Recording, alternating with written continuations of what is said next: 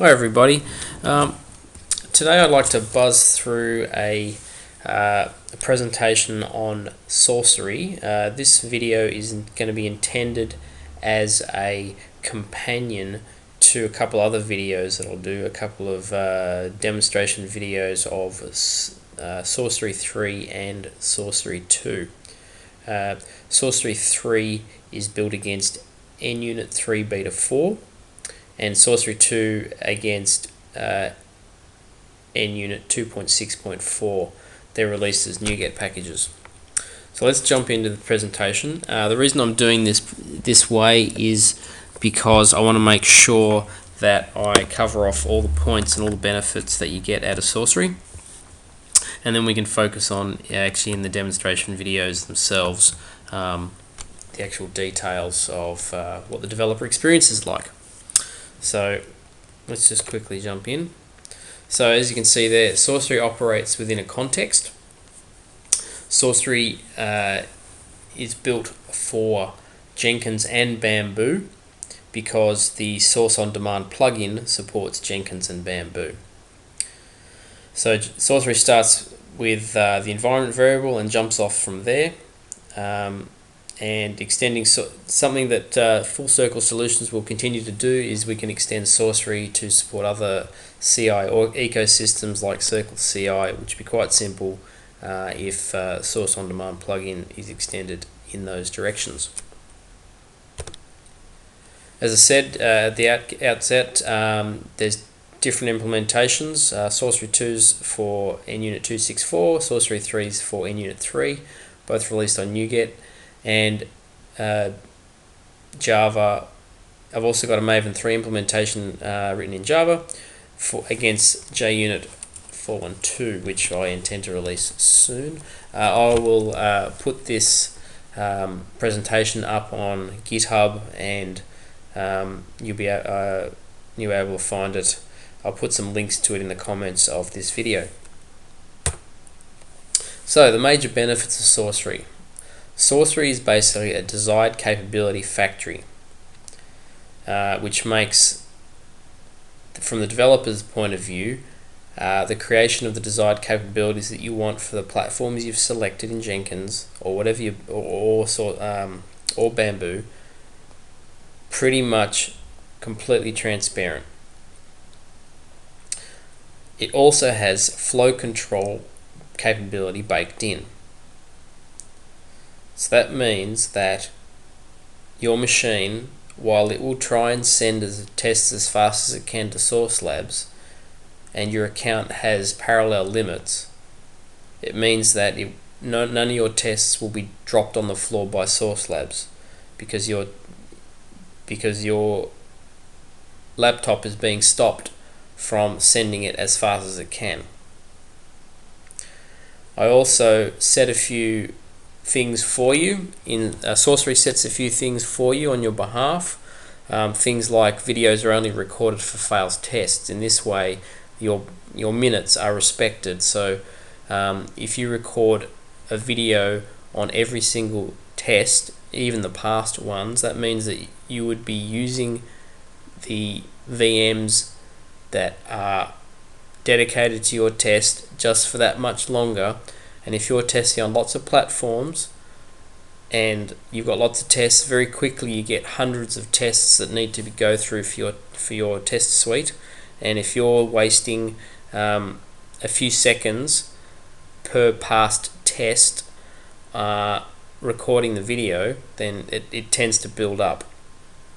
So by only recording the videos for the failed tests, and if your test has passed, you don't need to see the video. That means your minutes are preserved and respected. So let's have a look at some code. So this page has some code on it from the Source Labs docs page, and this is how they say you should do your test for NUnit in C#. So as you can see, you've got at the top there, you've got, let's go back. Sorry, you've got a test fixture, and you've got to specify in code all these magic strings for the platforms that you want to test on. Then you'll need to define a setup and a tear down, and in that setup you can go have a look at the docs page for Source Labs, but you'll see there's a whole bunch of extra lines in there that you need to specify in order to use those values that are underneath test fixture, all those row values, all those row lines. You've got to use those values and build up your desired capability object. Then you've got to do a whole bunch of stuff in the tear down to tell Source Labs of the result. And then for each test, you've got to specify that you want it to be parallelizable. So with Saucery, you don't have to do that.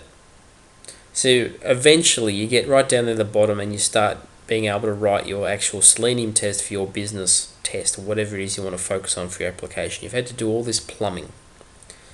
And as I say there in the comment above each section, without Saucery, you need to do all this stuff. So let's look what would happen if you were using Saucery. First things you'll notice is a lot less code here.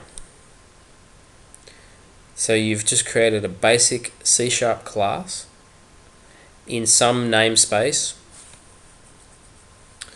and your test class inherits from Saucery base. You can also inherit from some other base classes for Appium, but I'd say go have a look at those other videos and I'll go into those in more detail. But we've got this base class, and rather than trying to line up the values in the row and all the fields you need for a platform, Saucery provides this simple class called Source Platform, and you have a very simple constructor there, my test. It takes my platform, you pass it on to the base constructor, and that's it. Your desired capabilities have been taken care of. For whatever you've selected in the Source On Demand plugin in Jenkins, your desired capabilities at this point have been taken care of. You can then start writing your tests. So you can write data-driven tests however you like. This is pure NUnit now, or whatever your XUnit framework might be it NUnit 2, NUnit 3, or JUnit. The syntax is slightly different, but you're into the world of your XUnit framework. So you can write a normal test that's just a test, or you can write a data-driven test, and that's it. You've instantly started focusing on writing your tests, and you don't have to worry at all about the plumbing of desired capabilities. So moving on. So Saucery gives you some other benefits when it's running. You'll start seeing in the console of Jenkins, it starts emitting useful waypoints in the code when it's setting up different types of tests. So you've got there, it'll set up a naming, setting up such and such test for desktop on WebDriver, or iOS on Appium, iOS on WebDriver. And you'll see the naming conventions there are slightly different, but they're generally quite useful. So you'll have your test name, and then it's suffixed by the platform that you selected. So it becomes quite clear which test is which, and which platform for which test is happening. So if you see failures happen there, you'll know instantly which ones were which. And also, once for an entire suite, it will say that you're testing on X number of platforms that you've selected. So if you selected 10 platforms in the Source On Demand plugin, you'll see testing on 10 platforms once at the top before the tests start. So some other benefits. You might remember that I said that you needed to create a setup and teardown. All that's taken care of for you by Saucery. So you don't need to tell Saucery the result of the test. Saucery takes care of that for you. Source Labs, so your Source Labs console will show pass or fail rather than just finished. It also collects for you the session IDs. So this will, and it emits them to the console so that you can easily configure the Jenkins Source Labs test publisher to show its results on your dashboard.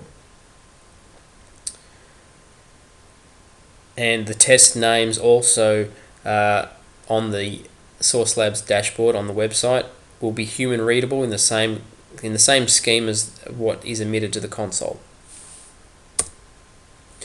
I also provide some utility classes just to make life easier for you. You're welcome to have a look at them. There's a web control class that makes it easy to interact with web elements.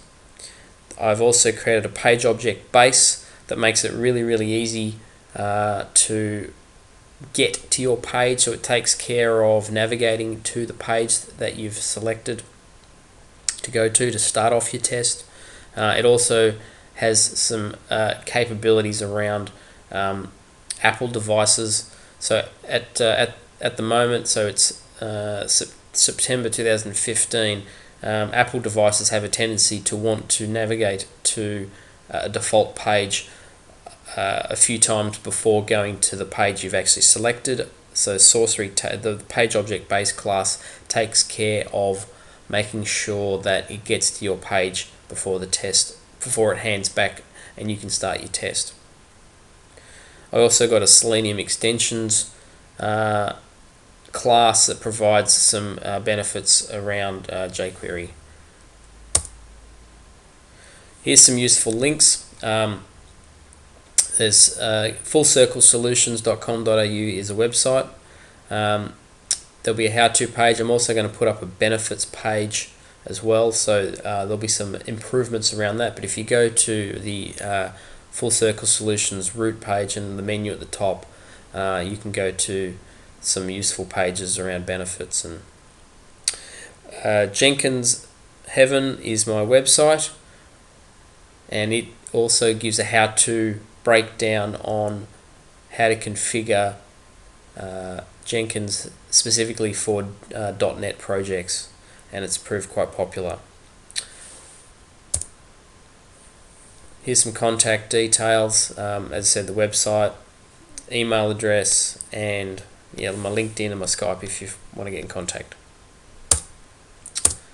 Thanks very much, and as I said, this is a companion to the couple other videos that will go into more detail around Saucery.